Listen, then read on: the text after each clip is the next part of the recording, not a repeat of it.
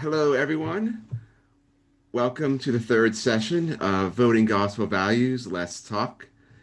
The section is Poverty Awareness, a message from the heart of Jesus. I'm Toby Bordelon. I'm a parishioner at Our Lady of the Snows in Reno, and I will be moderating this session. We'd like to welcome back everyone who's attended one or both of the previous sessions, and welcome to those of you who are joining us for the first time this evening.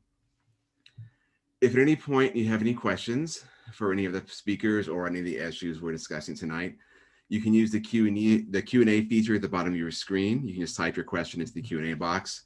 We'll try to answer as many of those as we can at the end of tonight's presentation.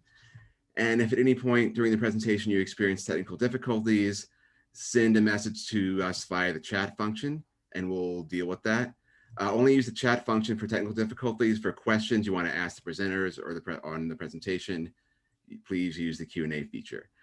At this point, I'm going to ask all of the panelists and our team members to introduce themselves, and I will start with Rita.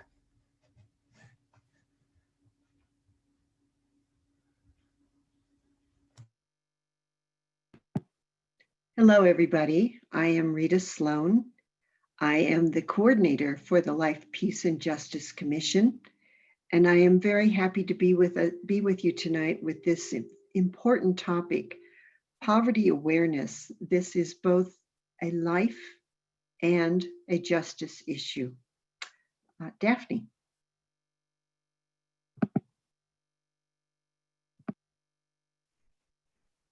Good evening, everyone. I'm Daphne DeLeon. I'm a member of the Life, Peace, and Justice Commission. I'm also a parishioner at St. Teresa's in Carson City. I'm so happy to see so many of you on Zoom tonight. And this topic of poverty awareness is something that's close to me because I've seen the impact that it's had on individuals, and I know that it has a large impact on us as a community. And now I'm going to pass it on to Maisie. Good evening, everyone. My name is Maisie Pusich. I am also a member of the Life, Peace, and Justice Commission. I'm a member of St. Albert's Parish, and I have been a teacher for Confirmation RCIA and more recently the lay ministry program.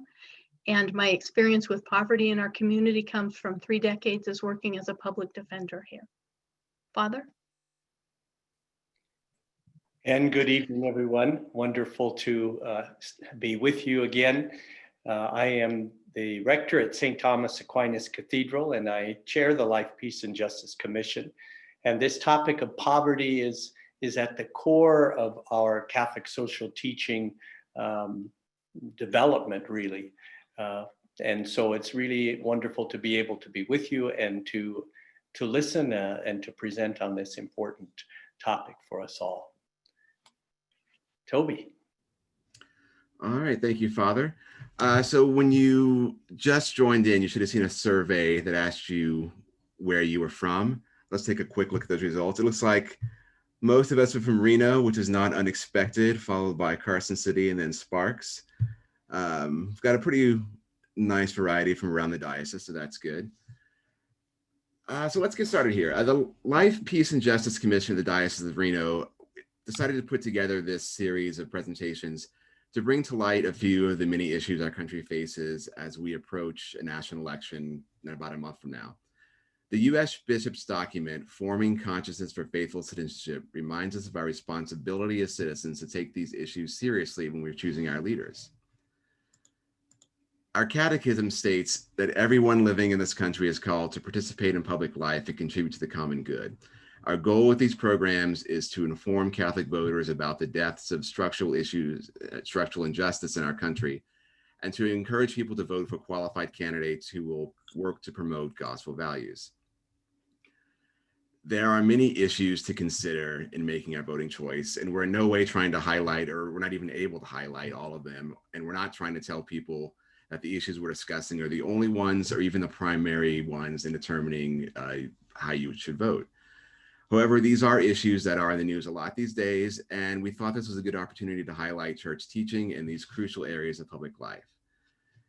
These are issues that pertain to respecting life, and while they may not be as clear as the moral evil of abortion, for example, which rightly takes a high priority in our teaching, these issues ought not to be ignored when forming our consciousness for voting. for decision making and for our actions out in the world. The hope informing our conscience is to more closely align ourselves with what Jesus did and what he taught, and to vote for qualified candidates who will work to promote gospel values. With that in mind, let's bring back Father Chuck Durante, the chair of the Life, Peace, and Justice Commission, for our opening prayer. So it is key when we consider any of these issues that we center ourselves in prayer. And we've kind of subtitled this presentation tonight, A Message from the Heart of Jesus. For Jesus speaks so often in our gospel stories about the poor and about concern for the poor. So let's listen to one story he told from the Gospel of Luke. There was a rich man who dressed in purple garments and fine linen and dined sumptuously each day. And lying at his door was a poor man named Lazarus, covered with sores, who would gladly have eaten his fill of the scraps that fell from the rich man's table. Dogs even used to come and lick his sores. When the poor man died, he was carried away by angels to the bosom of Abraham. The rich man also died and was buried. And from the netherworld, where he was in torment, he raised his eyes and saw Abraham far off and Lazarus at his side. And he cried out, "Father Abraham, have pity on me.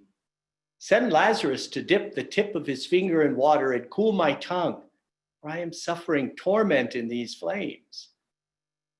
But Abraham replied, "My child, remember that you received what was good during your lifetime, while Lazarus likewise received what was bad. But now he is comforted here, whereas you are tormented. Moreover, between us and you, a great chasm is established to prevent anyone from crossing who might wish to go from our side to yours or from your side to ours." He said, "Then I beg you, Father, send Lazarus to my father's house, for I have 5 brothers, so that he may warn them, lest they too come to this place of torment." But Abraham replied, "They have Moses and the prophets. Let them listen to them." He said, "Oh no, Father Abraham, but if someone from the dead goes to them, they will repent." Then Abraham said, "If they will not listen to Moses and the prophets, neither will they be persuaded if someone should rise from the dead." The gospel of the Lord. And so let us pray. I invite you, if you'd like, to share in speaking this prayer with me. Creator God, your image is alive in every human person, giving to each of us an inviolable dignity. Create in us a desire to act in solidarity, the ability to work together, and a willingness to share with others our time, our energy, our skills and talents, and our wealth. As we share and enjoy the fruits of your creation, restore in us your vision of a world made whole, and inspire us to commit ourselves to the common good. Gracious God, give us ears to hear, eyes to see, and hearts to love, so that we reflect you in our way of life and in our choices, words, and actions. Jesus is the good news to the poor. As his followers, may we recognize the call to be the same. Amen. In the name of the Father, the Son, and the Holy Spirit. Amen. Daphne, on to you. Thank you, Father. Poverty has a profound impact in our communities. Dave and Dawn are members of our community. A series of unexpected events pushed them from being able to pay for their basic necessities into poverty.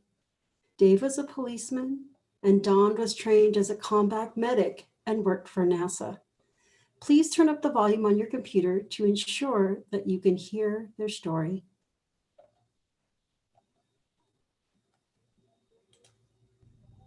Hi, my name is Dave Frazier, and I'd like to tell you what it's like to be homeless for 32 years. It's kind of rough, but you learn to live on the streets and you learn by your wits. You learn But- by people who are already out there. They teach you how.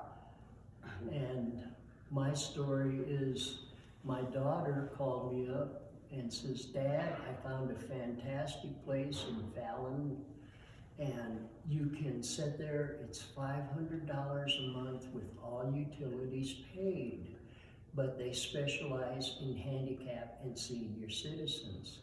Well, I thought it was a great deal. We jumped in the car and moved to Fallon. Well, it was a nice trailer when we got there, and we got in, but at the end of the first month, we went to pay the rent, and instead of giving it to the manager, it had to be mailed to a bar in Reno. That was the first red flag.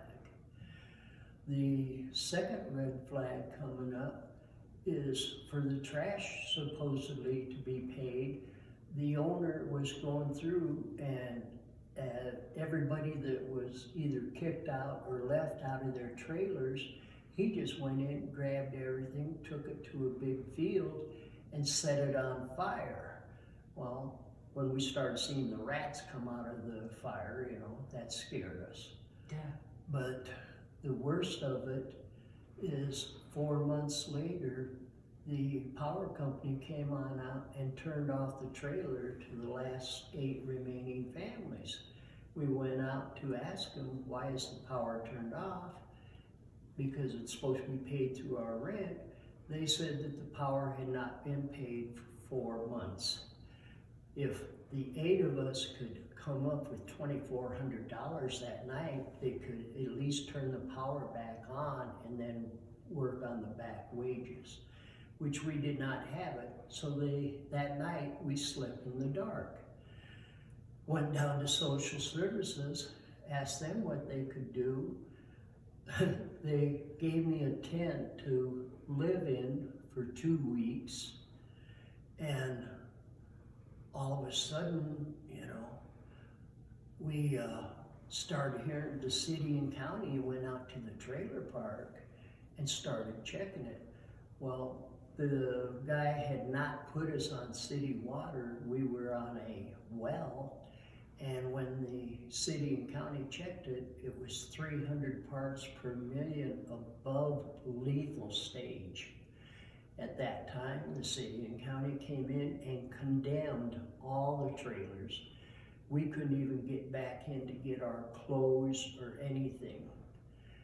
They finally came in with a bulldozer and just bulldozed them all down. But they told us we had to come to Reno. I went back to social services and asked, what can you do to help us? And they said, that's not our problem. You know, you guys just go to Reno. We moved into Reno. We had to go to the shelter for the first month. We found one apartment that we moved into, but it was bed bug and cockroach infested. We moved out of that one. We moved into another apartment and we tried to survive. I was able to clear myself of the arsenic poisoning, but my wife at that time was not able to clear herself of the arsenic poisoning and she died. So that is what it was like to be homeless, that you could not get help and you die on the street. So now I have a very special person here. That's where I come in. We met at the motel where we were at, and well, actually, he was having a diabetic fit, and I went and bought him the largest candy bar they had at the store. So, well, my ex died from a massive stroke in front of me. I saw a decapitation, and so I sat here for about a year before I went, I gotta get out of here. I want a new life. I'm living in hell. So I ran from being here where I was sick. Went to Minnesota, found out I couldn't stay with my mom, so after 10 days, I was kicked out.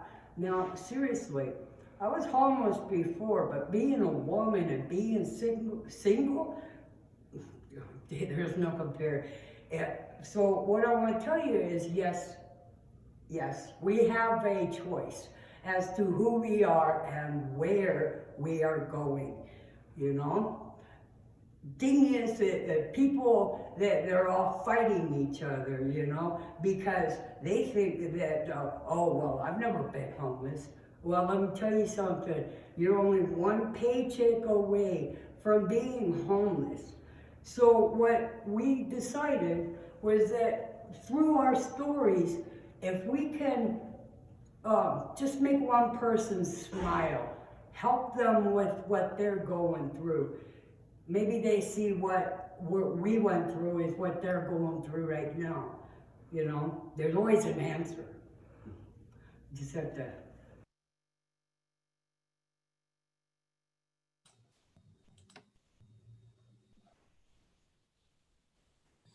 Our faith calls us to action, to act for the common good. In other words, to look out for each other, to look out for Dave and Dawn. The Forming Consciousness for Faithful Citizenship document states, we are an affluent society where too many live in poverty and lack health care and other necessities of life. These challenges are at the heart of public life and at the center of the pursuit of the common good. They are intertwined and inseparable. Every person's story is unique. What are the factors that push individuals into poverty? Let's learn more about these factors by watching the following video.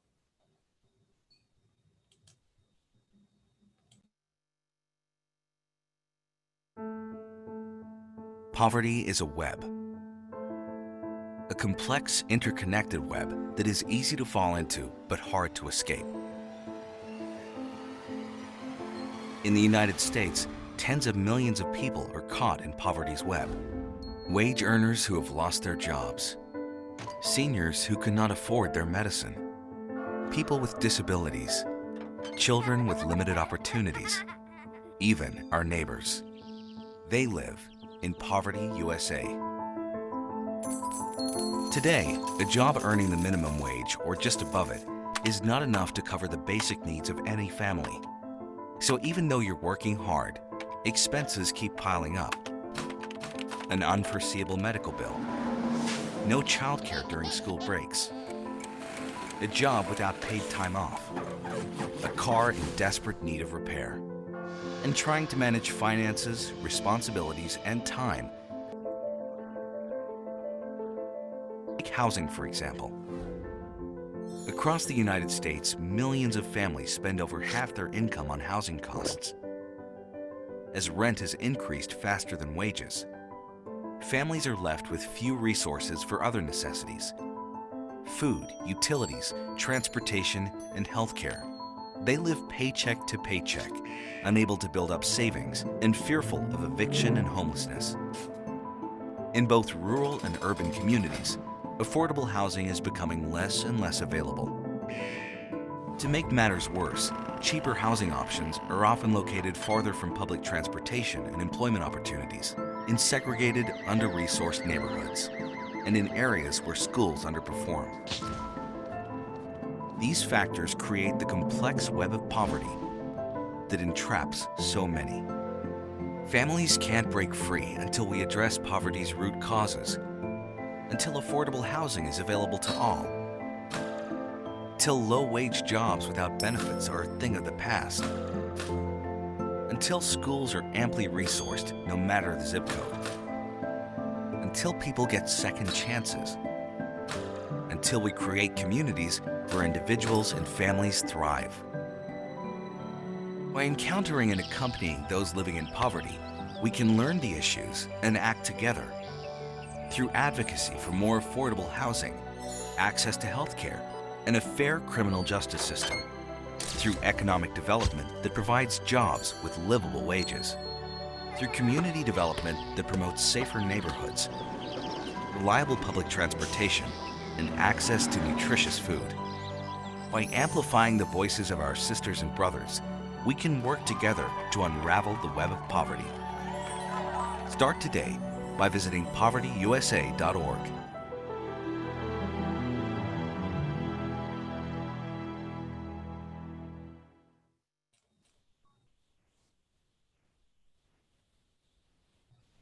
So tonight, Marie Baxter from Catholic Charities is here with us to share more information about poverty in our communities.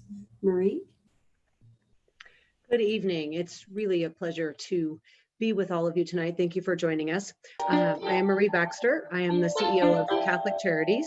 Oh, wait, there's music playing. Should I keep talking? There we go. I'm Marie Baxter. I am the CEO of Catholic Charities of Northern Nevada.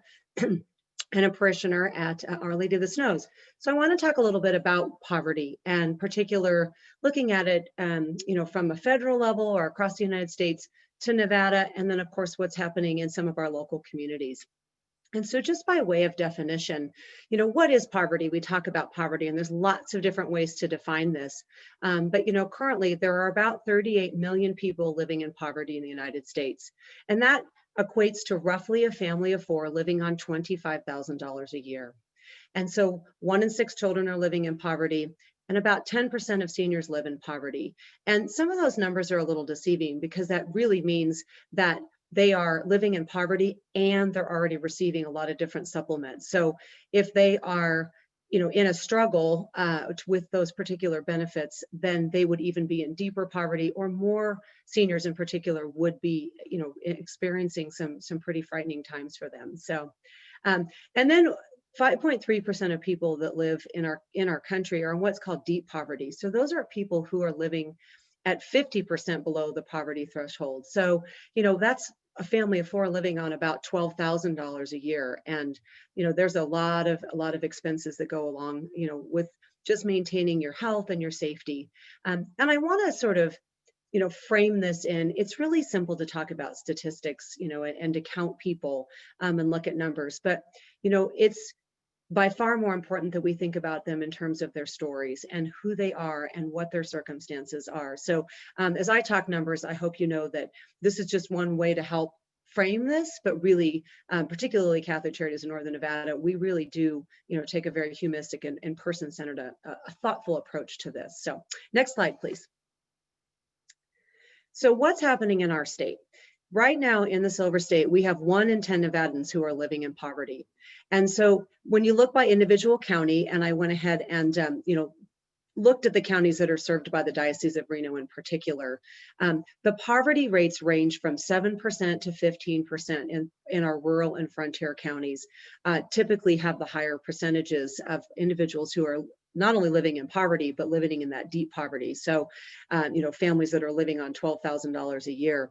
And it really is frightening, because there are so few resources for individuals who are in those rural and frontier counties as well. So they might not be able to, take some steps out of that, because there aren't food pantries, or there are limited resources for, rental assistance, or things that people need when they have those unexpected crises that can cause them to have even more of a downward spiral. And there's also just a lot of geography and a lot of space, so folks can be very isolated as well. And in our state, we have about 126,000 children who live in poverty. And again, those statewide statistics, they do include Clark County, so where they do have a higher per capita percentage than some of our other areas. But I really want to point out the importance of looking at Northern Nevada, but all of the service areas. And Catholic Charities of Northern Nevada serves all of these different counties. So we do a lot of work in our rural frontier counties as well. Next slide, please. So how does Catholic Charities, work with individuals and families to try to mitigate so many of the challenges that they face in poverty? So here in the Reno Sparks area, of course, we have our St. Vincent's dining room, and it's the original soup kitchen. Right now, we're serving upwards of 1,000 grab-and-go meals a day between what we're handing out on our campus and food that we're delivering to some of our shelters in the area. And our second largest distribution is through our St. Vincent's Food Pantry, and that is statewide. So we're providing food pantries in all of the rural counties, all the frontier counties, and of course, right here in Northern Nevada, or in the Reno Sparks area. And we are seeing, about 250 people a day just here. And then of course, those numbers really become much larger as you look at the whole rural network.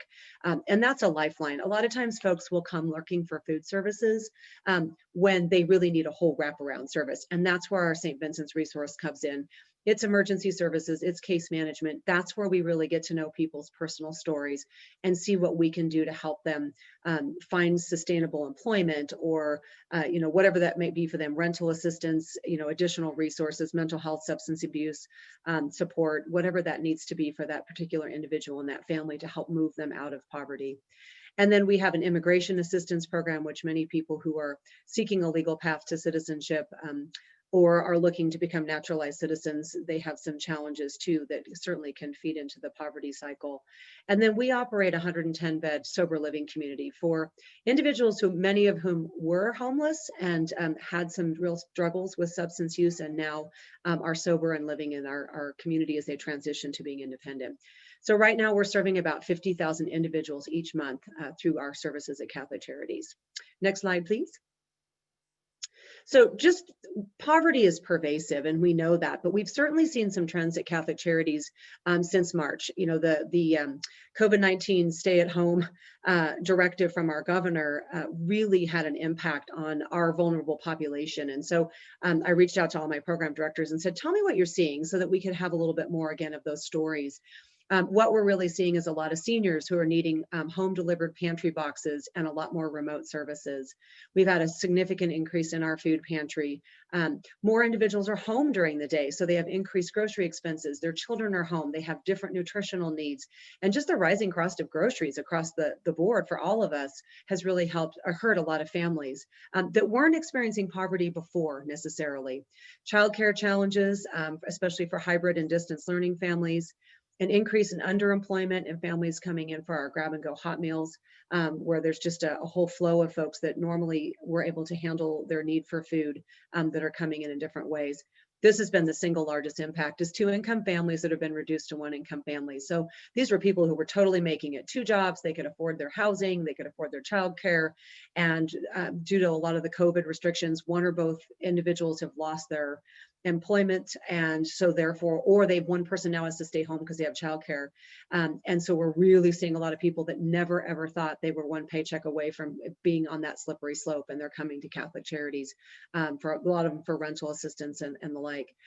Restrictions on support for minorities, folks that didn't qualify for federal stimulus or unemployment. And then again, that first time inquiries of support for a much wider demographic than anything we've ever seen, even the recession of 2008. So next slide, please. And so, the purpose of our whole gathering tonight is to be an informed voter and to be asking the questions about what can I do to try to help improve the situation. And so some of these are from the Poverty USA website, and some of them are certainly things that we're experiencing on a daily basis at Catholic Charities. But with a collective voice, we need to be asking these questions. How can we remove barriers to the creation of affordable housing? There's so many of them, and it's so challenging. And it's a very hot topic on both sides, from the developers as well as the people seeking housing. But together there are solutions, and there are solutions that we've seen all over the country that we could certainly be replicating in our community. Helping create food security for all, advocating for a living wage, not a minimum wage. You can't live on $20,000 a year. It's with a family. It's very challenging, but we need living wages. Creating equitable and quality education for all, not just, again, by zip code, as they said in the video. A shift to a system of restorative justice, and then ensuring that economic equality for everyone. Together we really can end poverty in Northern Nevada. And it takes asking good questions, showing up to meetings, and advocating for things that we know are just the right things to do, in that sort of golden rule. So I really encourage everyone to visit our website, Catholic Charities of Northern Nevada, which is ccsnn.org. You can Google us to learn more about what we do if you need services, or if you want to get more involved in helping us end poverty and really making life better for all. So thank you. Thank you, Marie. And now on to Rita.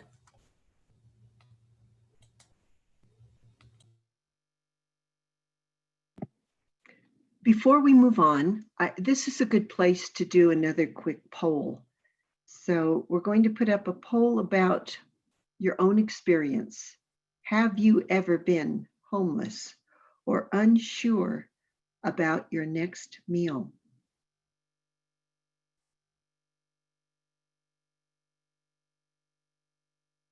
And we should, as soon as everybody's had a moment to do that, we'll look at the results before we move on.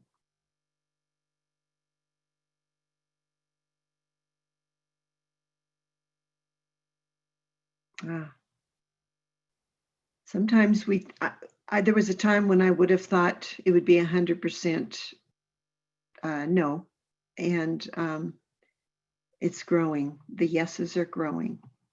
Thank you, everybody. So we've heard a great deal about the growing and great need for poverty awareness and charity. But our church also has a history of being outspoken on the topic of economic justice. Our catechism has some strong words for us. Those who are oppressed by poverty are the object of a preferential love on the part of the church, which since her origin and in spite of the failings of many of her members, has not ceased to work for their relief, defense, and liberation. And now we get even stronger words from the Catechism. St. John Chrysostom vigorously recalls this: not to enable the poor to share in our goods is to steal from them and deprive them of life. The goods we possess are not ours, but theirs. The demands of justice must be satisfied first of all. That which is already due in justice is not to be offered as a gift of charity. And when we attend to the needs of those in want, we give them what is theirs, not ours. More than performing works of mercy, we are paying a debt of justice. And that's from St. Gregory the Great. And in even more ancient times, we know that the prophets railed against the way the poor were treated, and they called for widows and orphans and strangers to be treated with dignity and with justice. The U.S. bishops have written a message called, it's a pastoral message called Economic Justice for All. And then later they developed a Catholic framework for economic justice with 10 principles.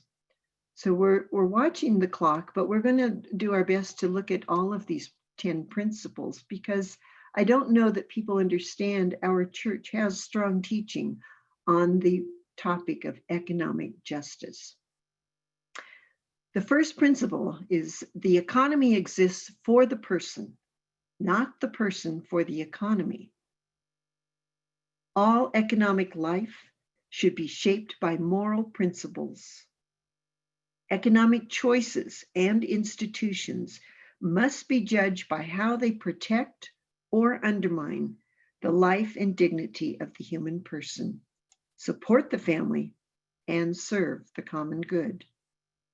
A fundamental moral measure of any economy is how the poor and vulnerable are faring. And we have some slides that show us how the poor and vulnerable are faring. And the slides take different angles, but they all tell a similar story. So this one shows the red line as net productivity in our country, and the blue is hourly compensation. So you can see how for a couple of decades there, the lines were pretty much in unison, and then there was a split, and the net productivity continued to go up, but payment did not. Next slide. The next one talks about the richest 0.1% that take in 196 times as much as the bottom 90%. Next slide. The next one shows paychecks have at the top have spiked while flatlining at the bottom.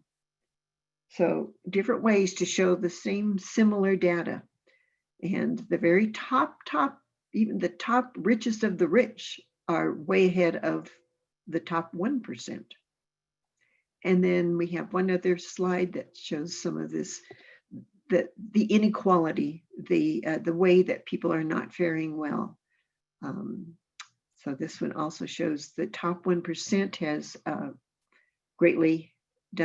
done very well, but the biggest percentage of us have not done so well. So while the data on these slides is primarily through statistics up through 2018, we know that even before the newer data is available, that, as Marie had told us, that the pandemic has worsened the statistics. Earlier this year, Forbes magazine had an article titled "Income Inequality in America Continues Its Inexorable Rise."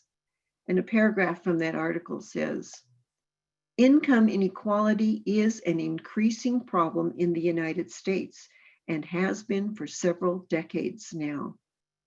According to the Center on Budget and Policy Priorities, back in the mid-70s, income inequality reached its lowest point after incomes grew rapidly over the years from the late 1940s to the 1970s.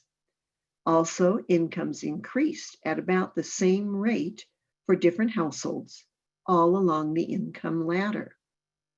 Then beginning in the 70s, the economic growth slowed, as dramatically demonstrated by the 16-month recession from 1973 to 75, the longest recession at that time since the Great Depression.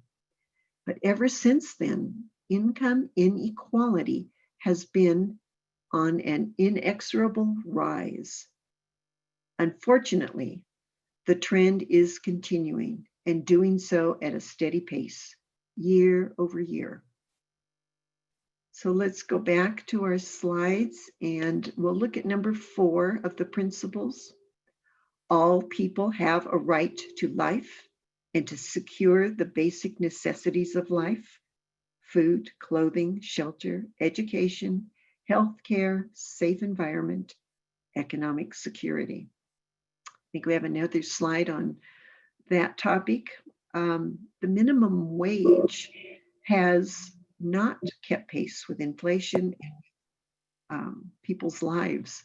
So we see back in 1968, $10.54 was what people were getting, but it was equivalent to $8.70 in 2009, and today $7.25. So we're sliding backwards somewhat. Number 5, all people have the right to economic initiative, to productive work, to just wages and benefits, to decent working conditions, as well as to organize and join unions or other associations. So we have this chart that shows a correlation between rising incomes for the upper 1% and the lowering of union membership. And this chart goes back to 1918. And so it's pretty consistent when the upper 1% income share grows. It happens often when union membership is at a low. Let's look at number 5 now. I'm sorry, number 6.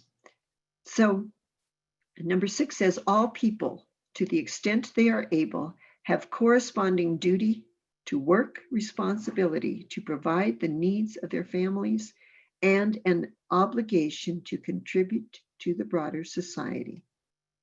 So we all have responsibilities here. Number 7, in economic life, free markets have both clear advantages and limits.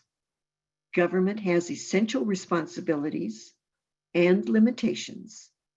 Voluntary groups, such as Catholic Charities, have irreplaceable roles, but they cannot substitute for the proper working of the market and the just policies of the state. So here again, the statistics that Marie told us, more than 1.5 million children experience homelessness in a year. More than 38 million Americans live in poverty. Number 8, society has a moral obligation, including government action where necessary, to assure opportunity, meet basic human needs, and pursue justice in economic life. Workers, owners, managers, stockholders, and consumers are moral agents in the economic life. By our choices, initiative, creativity, and investment, we enhance or diminish economic opportunity, community life, and social justice. Now, the last one is about the global economy, and that has moral dimensions and human consequences also. Decisions on investment, trade, aid, and development should protect human life and promote human rights, especially for those most in need wherever they might live on the globe. And we have the U.S. bishops overseas economic arm that works for, the relief agency is Catholic Relief Services. It's a relief and development agency, and it is an arm of the U.S. Catholic bishops, and they adhere to these economic guidelines, these principles, but they also have a full human, they want people to reach their full human potential in an atmosphere of peace, social justice, and human dignity. So as I wrap up this section, let us remember the U.S. Bishop's words from Economic Justice for All. The obligation to provide justice for all means that the poor have the single most urgent economic claim on the conscience of the nation. The single most urgent economic claim.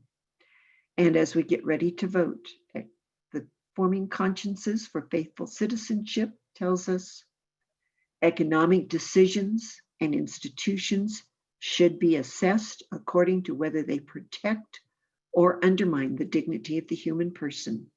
Social and economic policies should foster the creation of jobs for all who can work with decent working conditions and just wages. We also note with growing concern, the we is the bishops, we also note with growing concern the increase in excessive social and economic inequalities, as the Catechism of the Catholic Church refers to it, and the shrinking middle class. So now we have another community person who, his name is Jay Colbert Classell, and he works with RISE, which stands for Reno Initiative for Shelter and Equality. Thank you. Hello, my name is Jay Colbert Classell. I am a Reno native, parent of 3 very cooped up children, first, and second, board president with the Reno Initiative for Shelter and Equality. We affectionately abbreviate our name as RISE. RISE started in 2012 to serve our impoverished neighbors with mutual aid. In this community, my greatest teachers have been the people we serve and the leaders from the faith community. One put it succinctly that we see what God sees when we serve others. Thank you for tuning into this workshop to truly see your community. In 2006, forecasted growth alarmed local governments who foresaw a housing crisis on the horizon. They worked with the legislature to create new possibilities, and AB 439 was approved by Governor Gibbons in 2007. In response, Reno amended its 2008 master plan to include affordable housing land trusts, improve land use policy, create public-private partnerships to rehabilitate renter-occupied properties, lease and donate land for affordable housing, and work with nonprofits to increase down payment assistance to first-time homebuyers, lease-to-own programs, and sweat equity programs. These requirements were added to Chapter 335 of the Nevada Revised Statutes. But as we know, the Great Recession derailed these plans the following year, and much of the institutional knowledge was lost as governments made drastic cuts and construction companies went belly up. As the dust settled, economists called it a K recovery because some people were left behind. The recovery did not include the state-mandated plans, and in 2013, when I began volunteering with RISE, I met people in similar or worse conditions than I had found while serving in southern China or in the aftermath of Hurricane Katrina. Over the last 7 years, poverty in Reno has been increasing at the same time as others rebuilt wealth. It is worth noting that COVID recession may also reflect a K-shaped recovery. The unemployment rate rocketed higher than during the Great Depression in Nevada and peaked at 30.1%. In real numbers, over 300,000 people lost their jobs. And although the unemployment rate has dropped to 13%, 90,000 more people are still out of work. So what does this look like in Washoe County? Prior to COVID-19, 3,400 children were without a regular nighttime residency, with about 800 of those placed in the foster care system. Half of renters and nearly a third of homeowners paid more than a sustainable percentage of the family's income for housing. Weekly motels continue to serve as a primary residence, and seniors continue to fall behind on fixed incomes and strained social connections. Once per year, nonprofits, healthcare workers, and law enforcement knock on tents and interview people living in places not meant for human habitation. The federal government dictates that we do this at 4 a.m. in the cold of January. These are truly people who have nowhere else to go. These numbers are an undercount because we cannot find everyone hidden and sleeping in cars. Additionally, we cannot count someone if they do not talk to us and agree to the interview. In 2015, we found 567 people unsheltered and using the emergency shelter. In 2020, mind you, this is still before COVID, we found 971 people. I met a veteran in his 60s trying to take care of his mother in her 80s.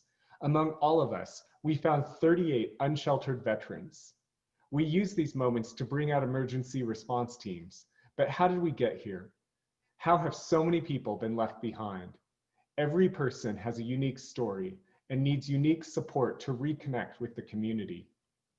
Each person in these stories cost the community $40,000 a year. The predicted crisis was not averted. Some of the old ideas could be implemented, and new solutions to our housing crisis and for our impoverished communities are long overdue. The slides are available for review, and I thank you for joining this conversation on the specific challenges and recent history of poverty in our region. So we're very grateful to Jay for all that information on housing, primarily in this area. And now we have another wonderful guest, Nicole Lambolet from the Northern Nevada Food Bank, and she's going to talk about food insecurity in our area. Good evening, and thank you for inviting me to attend. I'm also a parishioner at Our Lady of Snows, as well as the graduate of the University of Notre Dame and Georgetown University. Hunger and poverty in the world of COVID. Next slide, please. The Food Bank of Northern Nevada serves a 90,000 square mile service area through a network of 147 partners, of which Catholic Services is a key partner. In fact, we distributed over 2.2 million pounds of food to Catholic charities in fiscal year 2020. Our food distributions, whether direct or through partners, are all for people who need help, including families, seniors, children, and veterans. We administer several federal nutrition programs such as Kids Cafe, Senior Commodities, and the Federal Emergency Food Assistance Program. Some of these have specific eligibility criteria, but most of the people we serve do meet that criteria. Next slide, please.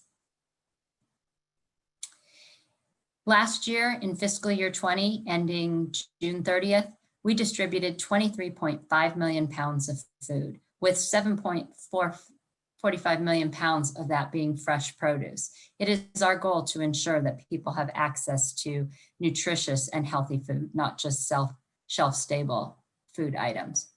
Prior to the pandemic, in a seemingly good economy, many people still needed our food assistance. As you can see by the graph here, the blue representing fiscal year 2019 compared to the orange representing fiscal year 2020, you can see that the orange line is in most cases dwarfing the blue line. So you are seeing an increase in the need for people seeking emergency and supplemental food assistance. In fiscal year 19, we served an average of 91,000 people per month. Today, we are serving 106,000 people per month. That's an increase of nearly 15,000 people per month over the prior year. And how has COVID impacted us? During the last quarter, April through June, we served an average of 112,000 people. That is just a staggering number of people. At the height of the recession, we were serving at the highest amount, 103,000 people. So economic conditions, even in a good economy, were impacting people's ability to get the necessary food that they needed to keep themselves and their families strong. Next slide, please. We obviously had to change, as Marie indicated, how we updated our distribution channels in light of COVID. And most of us quickly moved to drive-through models to ensure safety of our clients, our volunteers, and our staff.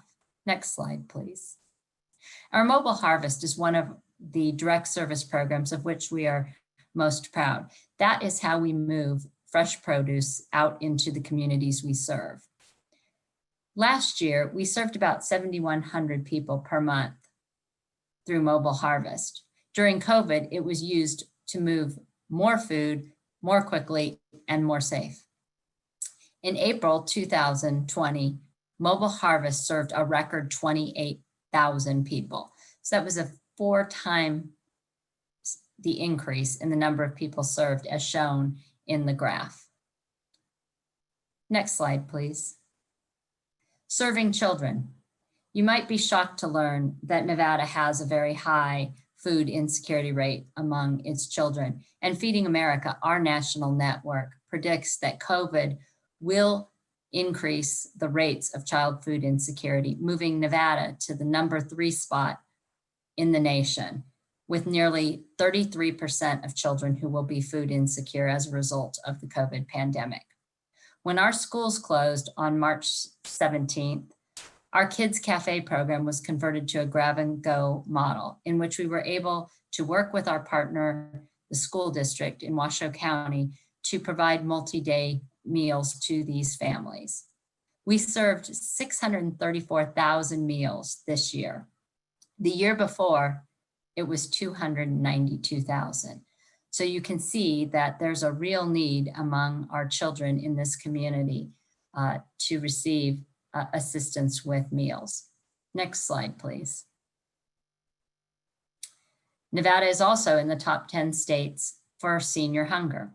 And we have partnered with Washoe RTC to help deliver food to seniors who could not leave their homes. We also found new partnerships to ensure that that most vulnerable population during this time could receive access to the supplemental food that they need when they lived on a fixed income. Our senior boxes that we supply, shown here in this picture, are also paired with fresh produce. Again, it is very important that we provide people with healthy, fresh, nutritious food. Next slide, please.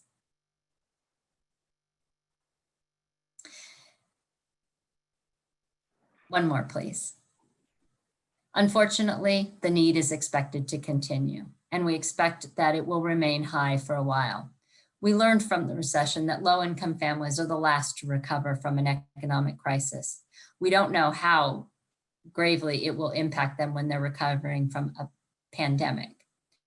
we are planning to be here with our partners, such as Catholic Charities, to help people through this recovery.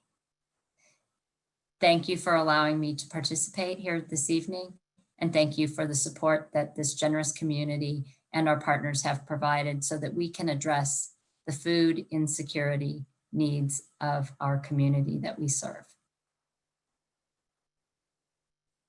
Thank you, Nicole.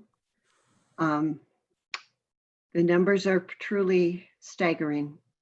I'm going to turn this over now to Father Chuck. Thank you, Rita and Nicole. We want to touch just a word on a phrase that's used frequently in our Catholic teaching, and it's called the preferential option for the poor. It's a term used to express a core theme in Scripture as well. The reading from the Gospel of Luke we began with in our prayer was one example of that. The better known one perhaps was in Matthew 25, which calls us to an awareness that what we do or don't do to the least ones, we do or don't do to the Lord. And we can go back, as we've heard, into the Old Testament as well, and prophets talking about care for the poor. Sometimes there is a presumption that everyone starts with the same opportunities in life and should be able to make it work. But we know that is false, and that, among others, the very poor need extra attention. And we use this term, preferential option for the poor, to talk about that. A simple example, and we'll try and move this along because we're conscious of time, but I asked Rita to share a simple one that occurred to her from her family experience. An event in my life that helped me understand this term better was when our 5 children were still living with us, and one of them was hit by a car and was hospitalized for quite a while with multiple injuries. She's very fine now. At that time in our lives, though, we did not love our other children less, but it was necessary to focus on, to give preferential care to the one most in need. Father Chuck. So here's a quote we just want to share from Faithful Citizenship, the document we've often referred to. Economic decisions and institutions should be assessed according to whether they protect or undermine the dignity of the human person.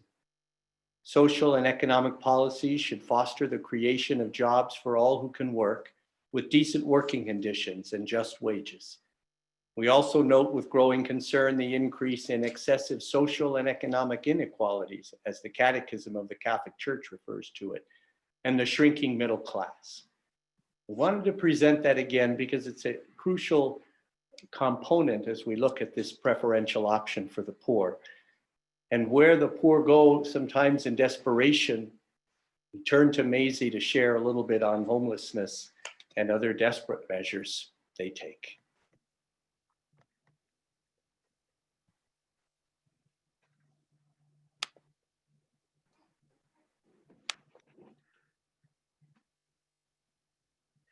One of the most obvious signs that we have of homelessness in our community are the camps. These photographs come from the Reno Police Department, and clearly this is a situation no one would ever want to be in. We hope that when you see a camp like this, your first thought is for the people who are living in those circumstances. They're far worse than the pets that are picked up by animal control, and that you'll want to do something to try and assist them. Next slide, please. Other things that people may do who are facing homelessness or food insecurity are what I'm calling desperate measures. 80% of plasma donation centers in the United States are in poorer neighborhoods, and donors are paid between $30 and $40 per donation for a process that takes about an hour to an hour and a half for most folks. You can actually donate more than once in a week if you're otherwise healthy. But the business itself is a $19.7 billion industry. And one of the medical doctors down at UCLA, he's a professor of immunology as well, said that what was once an act of altruism has evolved into an act of necessity or desperation. poor people would like to contribute, and many of them do, but it shouldn't be that you're doing this to feed your family, to buy medicine, to keep the power on. We would hope that people could participate in things like donating plasma as an act of altruism. Next slide. So reviewing a little bit of what Rita had talked about earlier, the income inequality in the United States is something that is getting worse as we move forward. That's not something that just the graph says, oh, well, this is the exact answer. Part of the reason we've invited you all here is we hope to continue the discussion long after this presentation is over, to keep looking for appropriate solutions so that the next time we have a program like this, perhaps these graphs look different. We're hoping that many minds working together can keep finding better ideas, better solutions, better opportunities to help people leave these situations and not have to live in these conditions. And now we will move to our questions and answers. And as you have presented questions to us going through, and thank you for that, we've kind of put notes on them. And I believe Father Chuck is going to answer the first couple. I have one, and then I believe we may ask Marie to help us with one other. All right, I'm not sure if we're all looking at the same order, but I will start with the one that's at the top of this page in front of me anyway. And it's I think a very powerful question, an important one. You are saying that economic equality is the greatest concern. However, I base my voting on abortion, since that is the most vulnerable among us. I figure that abortion is like a foundation that needs to be on a stable foundation first before anything else. God says that you do not want to build on sand. I guess I am now confused. I think the tension that's there is an important one, and I don't find what I do find is we have this false dichotomy set up in our world politics, in our country's politics, that it's either or. But what we're saying as Catholics is we stand for life in the context of anti-abortion, and we stand for life in the context of feeding children and babies once they're born, and letting children grow up into adulthood, and letting those adults be able to function. So it isn't in the view of our teaching an either or. And I think that's the primary reason that we thought we would raise some of these other issues to look at. One of the other questions here, what are some solutions to poverty in the USA? We've talked about a number of them, but then define economic justice. And that's a broad term, great question. I would define economic justice as we're using it here through this presentation, and as our Catholic teaching uses it, is that every person has the opportunity to become what God created that person to be, so that they can start on an equal playing field. There are going to be some who focus more and can make more money, for example. But when we're looking at these extremes that we've seen, where hundreds of times more one person is making than another when both are working hard, that's where there's an injustice, and trying to achieve a balance there is crucial. Maisie? Okay, the next question we have listed says, sad story, what is the solution? And that was given to us right after we heard from the first two speakers, Dave and Dawn. And I think the first answer is there isn't a solution. As you've seen throughout this presentation this afternoon or this evening, there are so many different facets to trying to get people out of poverty that there's never going to be a single solution. Part of what we're asking everyone to do through their participation here tonight is to start thinking about these issues, praying about these issues, and keep them in mind when you go to cast your vote. We have no idea in any race who that will be for, and we should not know. We're not telling you who to vote for, but we do want you to keep these issues in mind when you step in or sign in or mail or however you happen to vote. We would ask that you keep these issues prayerfully in mind as you make that decision. There's another important question here that maybe that either Nicole or Marie, I believe you're still with us, can comment on this. It says, how have cuts in specific federal programs impacted local efforts to alleviate poverty in our communities? I have no expertise in this as far as the federal programming part of it. Could either of you address that a little? Sure, this is Nicole Lambert. Nicole, and then I'll jump on behind you, Nicole. Sounds great. I think one of the challenges is that there have been cuts in specific federal programs, but what also has happened is there has not been an increase in the federal program funding that does exist. You know that many of the programs, like the Supplemental Nutrition Program, or formerly known as SNAPS, has not had a wage increase. So while food costs have gone up, the amount that's made available to families to supplement their monthly household budget is not enough. So we have a lot of work to do to ensure some impact investing in these federal programs, because they have been deemed to be successful. They also provide an economic impact to the communities where those dollars are spent. And we know that they are often supplemental. They are not what people, rely on. They help them round out their household budget.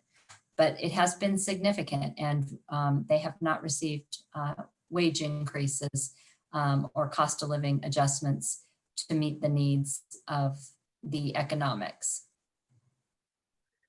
So I was just going to tag on with what Nicole said. Is there's certainly areas where we're seeing cuts, and there's areas where we're also seeing increases. There was a lot of CARES Act funding that Catholic Charities benefited from that actually allowed us to serve more people during this time. But we know, the long run is we're going to see, less federal stimulus packages along those. And I think one of the things that we at Catholic Charities have been particularly committed to is trying to form more partnerships. So we make sure that there's fewer sort of duplication of services, and that what dollars we do get, we're working with our most impactful partners. I mean, as Nicole mentioned, our relationship with the Food Bank of Northern Nevada is so symbiotic, and it would not be great for either one of us to be, operating completely independently. So I think it's something as nonprofits, we're going to have to continue to stay focused on what the needs are and figure out how to work together efficiently and effectively to do the largest amount of good with what is going to be coming down the pipeline. Because we know there's cuts, there's a lot of things that are changing, but we can do it with our partners. I think that's critical. Thank you, Marie. There was a question, I don't know if you replied in individually and typing it, about Catholic Charities in the rural communities. I did. I responded on there, but essentially, Catholic Charities, we actually have a team of case managers who travel to the rurals on a monthly basis. So we are just as actively engaged in those rural communities and frontier communities as we are in the Reno-Sparks area, in doing direct service, as well as we have food pantries and different virtual meetings we've done. So, and we've been operating that program, I think, about 8 years. So we've really got some deep roots in those communities, and we use some of our parishes, but we also use a lot of other partners as a way to connect with the people in those communities, because they are so rural and people tend to be isolated. So we truly are Catholic Charities of Northern Nevada, not just of Reno-Sparks. Thank you. And Father Christina sent me a note that Jay is available. I don't know if we'd like to have him address this question as well. Beautiful. I didn't know that. Jay, anything you'd like to add on that? Or let's throw in another question too. Since COVID has happened, governments are now faced with a severe lack of funds. Poverty funding will be drastically cut. What is your plan? So any of those, but Jay, if you could jump in, that'd be great.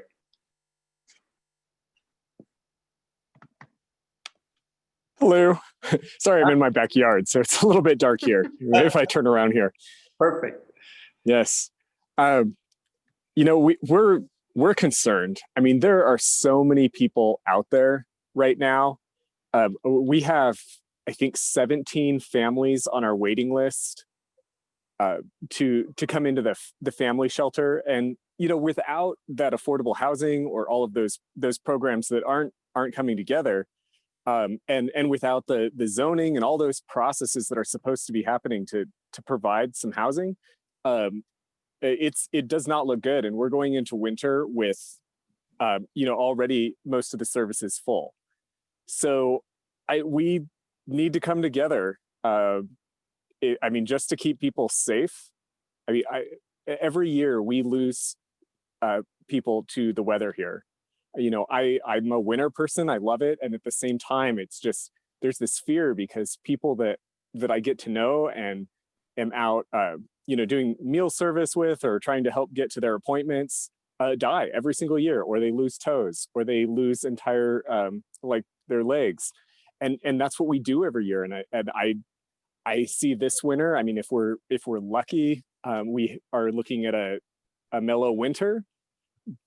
But I don't know, 2020 has been 2020. And if we have a normal winter here or a severe winter, City of Reno is reporting 3,000 camps that they've come into contact with this year. I got that number after recording that other piece, and that it's over 1,500 individuals. And those are the people outside of the shelter systems that are already at capacity. So I think the thing that we need to do is find these specific moments. Like here we have 17 families that CPS needs a home for. And so what do we do while we're waiting for that space at a intensive case management place? Thank you, Jay.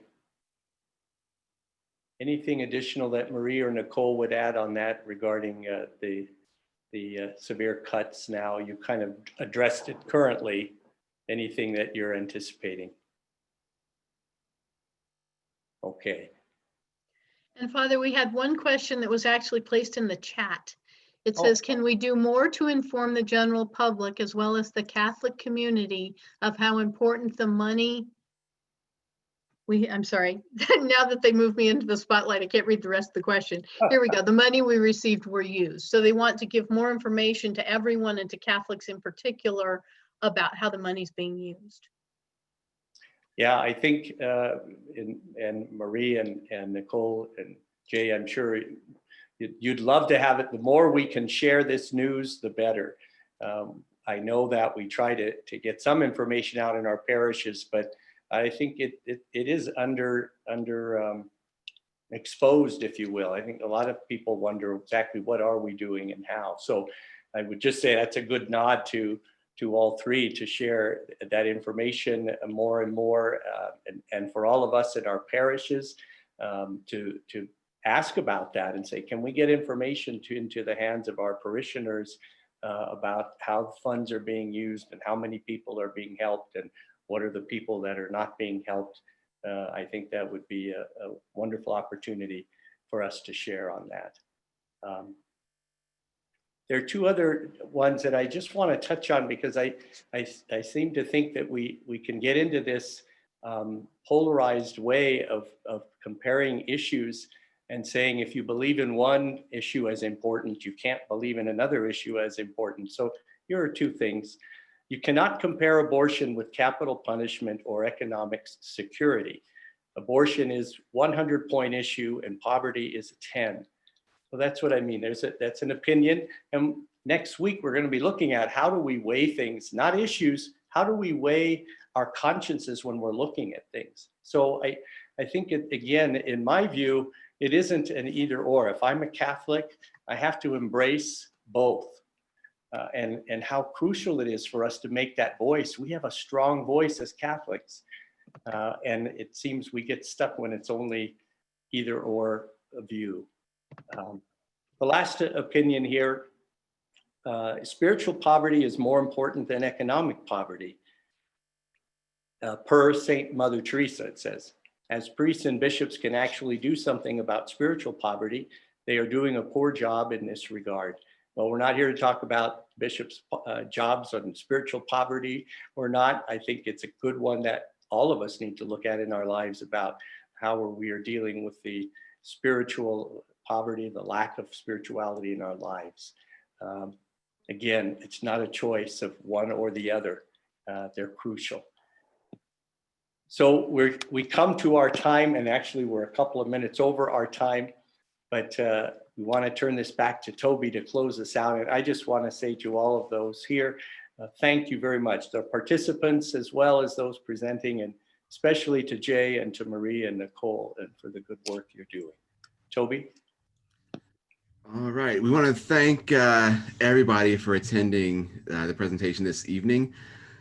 When you exit the session, there'll be a brief survey that'll pop up after you exit the webinar. So we hope you can fill that out so we can get some information from you. And we hope you will join us next week on Monday, October 5th for the final presentation in this series entitled Putting It Together. We're going to wrap things up with a look at how we form our conscience for faithful citizenship. This session will be led by Bishop Calvo. He is a fantastic speaker. He's a great teacher, and this is going to be a great opportunity to hear directly from him on how we put our conscience together as we think about voting. So we hope to see you all next week. And finally, when there'll be a resource information page. It's got some links and some information in case you want to look at some of these issues in further detail, and that will be sent to everyone by email tomorrow. So again, thank you all for joining us, and have a great evening.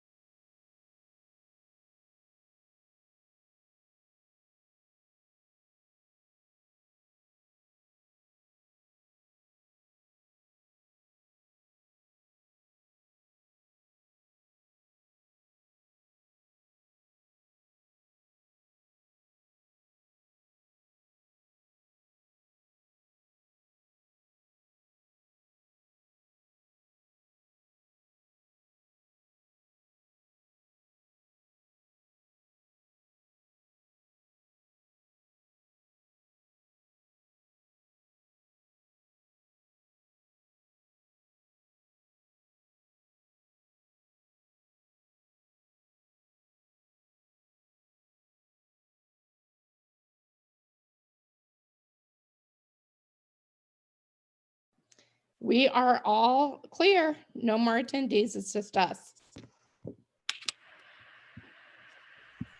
Can I still show us live on YouTube? Is that correct? Oh, thank you.